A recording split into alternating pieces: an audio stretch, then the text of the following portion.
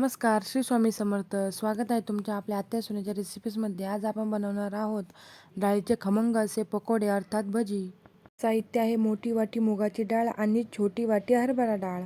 सर्वप्रथम गॅसवर पाणी गरम करूयात. त्यात मुगाची डाळ आणि हरभरा डाळ भिजत घालूया. गरम पाणी केल्यामुळे डाळी छान भिजतात. नंतर गॅस बंद करून 2 तासासाठी डाळी भिजत ठेवायच्या आहेत.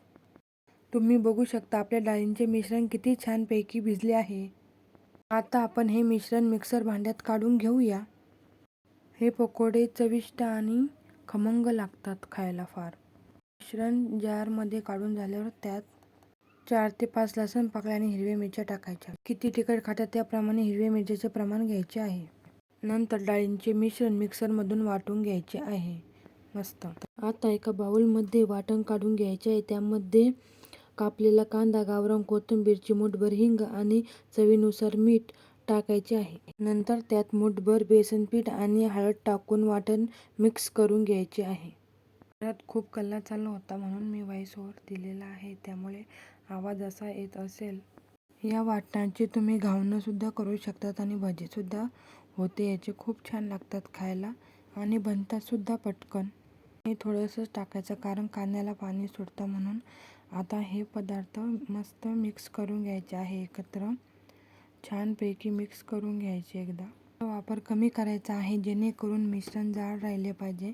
आपल्याला मिश्रण हे लिक्विड फॉर्ममध्ये नाही पाहिजे, त्यामुळे मिश्रण हे छान प्रकारे मिक्स करून 5 मिनिट ठेवायचे आहे जेणेकरून ते मस्त शिजेल.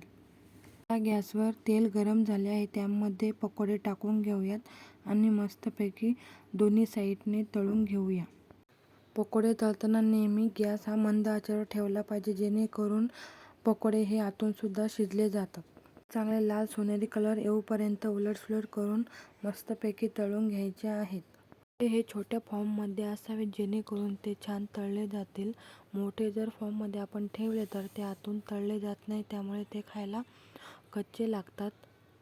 त्या सोन्याच्या रेसिपीज हे माझं पहिलं चॅनल आहे मी सुरू केलेलं.